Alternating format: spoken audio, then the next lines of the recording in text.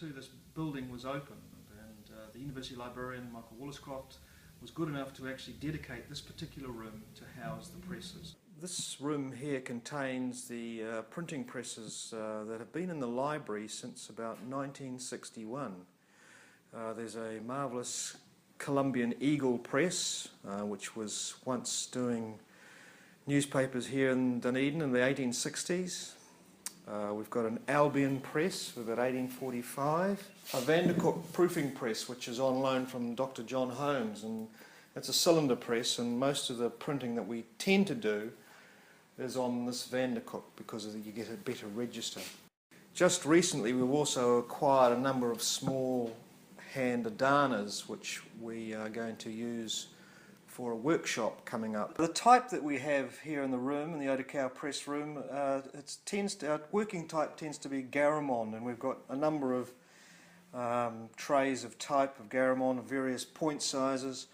We're also able to purchase a number of items from foundries overseas, particularly San Francisco, but we also have a small selection of wooden type, all salvaged. This is a virgin type, never been used. It's come from M&H in San Francisco, so we try and update the holdings of our type. In 2003 we started a print and residence program here in the bibliography room, and it was originally called the bibliography room, but in 2005 we changed it to Otakou Press. The print and residence program was sort of like pushing up the ante, and it's one where we get a handcraft printer in for about a 4 to 6 week period, and they work away in the room, usually with a printmaker or an artist, and produce a limited edition book of about, say, 100 copies maximum, and we sell these off, and that pays the bills for the printer and for the artist and all the materials involved. In 2003, with the first print and residence program, it really was a trial, so we really did something quite small and basic, and this was one, the Haggis of Verse, which is just featuring a number of poets around the city. We had Tara McLeod come down, and he was the first print and residence. And it was such a success that the university librarian said, let's run with the program and continue it. And this one actually was a local one done by poet Peter Olds, and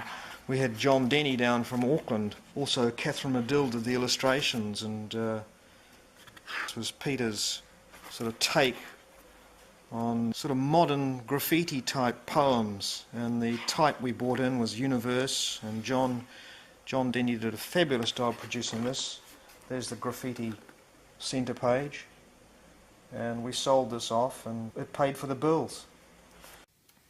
In 2010 we had a first in the sense we had a female printer. She was Karen Florance, and she's from Canberra. I wanted her to use a lot of the wooden type that we've got here, and so we got together and we produced this prime, 7 poets, which is a number of Australian poets and a number of New Zealand ones, and she utilised a lot of the wooden type and also bursts of colour, and she had never used the Colombian press, the large Eagle Colombian press before, and I think what she achieved was absolutely outstanding, and in fact most of the printers who've come through recently are amazed about what she did, considering the fact that she had never actually used a flatbed press before. It's just delightful, and it was a portfolio sequence because we thought, well, people might want to frame some of these things rather than have them bound up like a book. There's Les Murray at the opera, so and local poet Sue Wooten with her no-string banjo, and so this sold out. In 2008, one of the printers that came across here was Alan Loney, who's a New Zealander, but he was living in Melbourne. And Alan came across and he was excited to do a work by Ruth Dallas, a local Dunedin poet, and it's called Open Sky, and it features a number of unpublished haiku that Dallas wrote, and Alan, in his very special way, lots of white, lots of space, and there's marvellous typographic designs of some of these small haiku poems with wonderful images. This edition, of course, sold out. In 2006, David Elliott, who's an illustrator, he came to me and he said, I'd love to do illustrations to The Hunting of the Snark by Lewis Carroll. And David had this idea about a diorama, or what we called it in the end was a snark-o-pack, and it features David's marvellous illustrations as depicted here in this fold-out triptych. If you put it up like that and you get the characters and you can pop them, and we provided legs for them, and then you read the text, you can play out your own wonderful game of The Hunting of the Snark. And each of the Snark-o-packs got an individual image by David, and this one here is the Jub bird. We got playing cards made of the rest of the characters, and there they are, the Bandersnatch and the Banker and the Billiard Maker.